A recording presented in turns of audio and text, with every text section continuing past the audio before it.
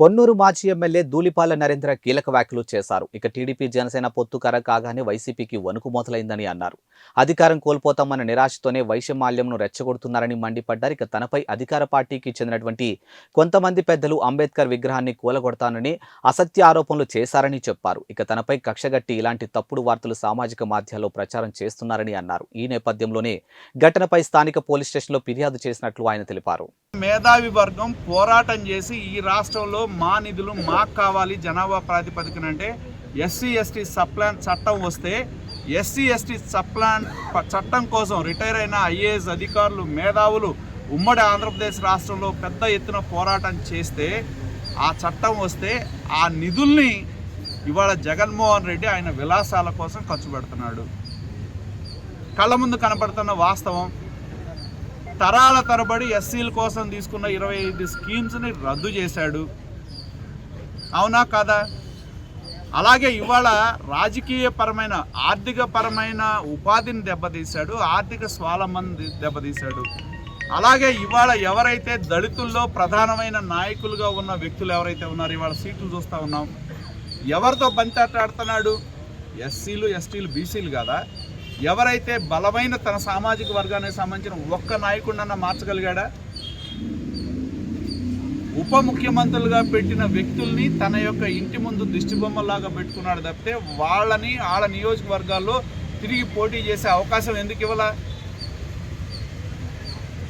అంటే వాళ్ళు ఎవరైతే పెద్ద రెడ్లు ఆ జిల్లాల్లో ఉన్నారో వాళ్ళ చెప్పినట్టు వినాలి, వాళ్ళ బానిసలుగా ఉంటే వాళ్ళ సీట్లు వస్తాయి.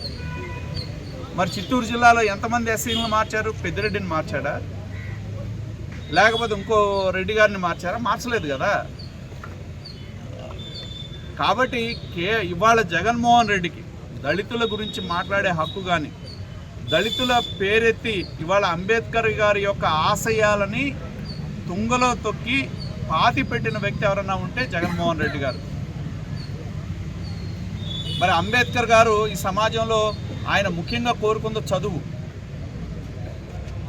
ఎవరి కాళ్ళ మీద వాళ్ళు నిలబడాలని. అటువంటిది చదువు లేదు, విద్య లేదు, ఉపాధి లేదు, ఉద్యోగం లేదు.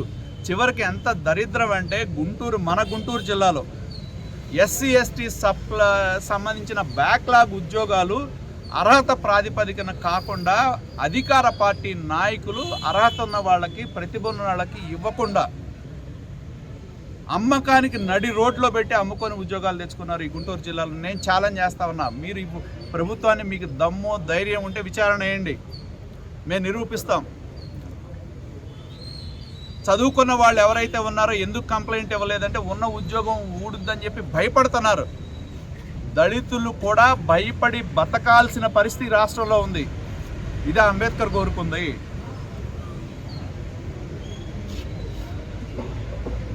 కాబట్టి అంబేద్కర్ గారి యొక్క ఆశయాలన్నింటినీ కూడా పక్కన పెట్టి ఆ వర్గాలకు సంబంధించిన అభివృద్ధికి తోడ్పడే కార్యక్రమాలను పక్కన పెట్టి గతంలో ఎస్సీ ఎస్టీ సప్లాన్లు ఉంటే ఎన్నో గ్రామాల్లో ఎస్సీ గ్రామాల్లో రోడ్లు వేసాం, మంచినీళ్ళు ఇచ్చారు, కార్లు ఉన్నాయి, కార్లు ఇవ్వటం జరిగింది. అలాగే వాళ్ళ ఆర్థికపరమైన కార్యక్రమాలు తీసుకుంటే లోన్లు ఇచ్చారు. ఇవాళ ఒక లోన్ ఉందా అంటే దళితులు అణగారిన వర్గాలు ఎవరో కూడా వాళ్ళ కాళ్ళ మీద వాళ్ళు నిలబడి బతికే విధంగా ఉండకూడదు. ఆ అణగారిన వర్గాలు జగన్మోహన్ రెడ్డికి ఇప్పుడు బానిసలుగానే ఉండాలి అనేది జగన్మోహన్ రెడ్డి యొక్క ఆలోచన తప్పితే స్వర్గీయ బాబా సాహెబ్ అంబేద్కర్ గారి యొక్క ఆశయాలు కొనసాగించే ఆలోచన కానీ కొనసాగించే విధంగా కానీ జగన్మోహన్ రెడ్డి ముఖ్యమంత్రిగా చెయ్యలేదు అనేది జగమెరిగిన సత్యం. అలాగే విదేశీ విద్య, మరి అంబేద్కర్ గురించి వాళ్ళ అధికార పార్టీ నాయకులు చాలా ప్రేమ చూపెడతా ఉన్నారు. చంద్రబాబు నాయుడు గారు ముఖ్యమంత్రిగా ఉన్న కాలంలో దళిత వర్గాలు బయటికి వెళ్ళి చదువుకునే విదేశీ విద్యకు అంబేద్కర్ పేరు పెడితే అంబేద్కర్ పేరు తీసి తన పేరు పెట్టుకున్న జగన్మోహన్ రెడ్డి అంబేద్కర్ వారసుడు అవుతాడా? అదేవిధంగా బాబాసాహెబ్ అంబేద్కర్ యొక్క విగ్రహావిష్కరణ చేస్తూ పెద్ద అక్షరాలతో అంబేద్కర్ గారి పేరు ఉండాలి. కానీ జగన్మోహన్ రెడ్డి గారు ఏమనుకుంటున్నాడంటే ఆయన అంబేద్కర్ గారి కంటే గొప్ప నాయకుడు అనుకుంటున్నాడు. అంబేద్కర్తో సమానంగా తన పేరు ఎంచుకున్న గొప్ప ముఖ్యమంత్రి ఆయన. అంటే దాన్ని బట్టే జగన్మోహన్ రెడ్డి యొక్క భావజాలం ఏంటి అనేది అర్థమవుతా ఉంది దళితుల పట్ల. కాబట్టి ఇవాళ మేము డిమాండ్ చేస్తుంది ఒకటే, పోలీసుల్ని ఎవరైతే దీన్ని సృష్టించారో, ఎవరైతే దీన్ని ప్రచారం చేశారో, మేము అనని మాటల్ని మా ఫోటోలు పెట్టి వాళ్ళే మ్యాటర్ రాసి సర్క్యులేట్ చేశారో, మాకున్న కొన్ని ఆధారాలతో సహా పోస్ట్ చేసిన వాళ్ళకి కానీ, ఎక్కడైతే మాకు అందుబాటులో ఉన్న సోషల్ మీడియాలో పోస్ట్ చేశారో వాళ్ళకి సంబంధించిన వివరాలు కానీ, మరి ఇందాక నేను చెప్పిన ప్రకారం పోస్ట్ చేసింది ఎవరంటే అధికార పార్టీ ఎమ్మెల్యేలు, పిఏలు, అధికార పార్టీకి సంబంధించిన నాయకులు, మాకున్న సమాచారం ప్రకారం సిదిరి అప్పలరాజుకు సంబంధించిన పిఆర్ఓ, లేకపోతే ఇంకా కొంతమంది అధికార పార్టీ నాయకులు. ఇది ఒక పెద్ద కుట్ర. ఇక ఏ మార్గం లేక అధికారం కోల్పోతున్నాం, నిరాశ నిస్పృహలతో కులాల పరంగా విద్వేషాలు రెచ్చగొట్టి ఆ మంటల్లో చలిగాల్చుకోవాలని చెప్పి జగన్మోహన్ రెడ్డి గారు అధికార పార్టీ చేసిన కుట్ర. మేము డిమాండ్ చేసేది ఒకటే, పోలీసుల్ని దీనిలో కుట్రదారులు ఎవరైతే ఉన్నారో వాళ్ళు, దీన్ని ఎవరైతే ఉద్దేశపూర్వకంగా మరి సమాజంలో దీన్ని వివిధ గ్రూపుల్లో పోస్ట్ చేశారో వాళ్ళ మీద, దానికి సంబంధించిన అడ్మిన్స్ మీద చర్యలు తీసుకోవాలని చెప్పి మేము పోలీసు వాళ్ళకి కంప్లైంట్ ఇవ్వడం జరిగింది. పోలీసు వాళ్ళు కనుక స్పందించకపోతే మేము కోర్టుకు వెళ్తాం. కోర్టు ద్వారా అయినా నిజమైన కుట్రదారులు ఎవరైతే ఉన్నారో అధికార పార్టీకి సంబంధించిన వాళ్ళని బయట పెట్టే వరకు మేము మా పోరాటాన్ని కొనసాగిస్తాం.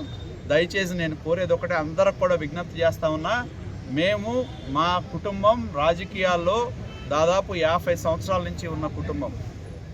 మా కులాలు లేవు, మతాలు లేవు, అందరం కూడా అన్నదమ్ములుగా ఉండే పరిస్థితి ఉంది. ఇవాళ కావాలని కొంతమంది ఉద్దేశపూర్వకంగా దీన్ని సృష్టించే ప్రయత్నం చేశారో దయచేసి వారి మాటలు నమ్మద్దు అని చెప్పి కోరుతా ఉన్నాం.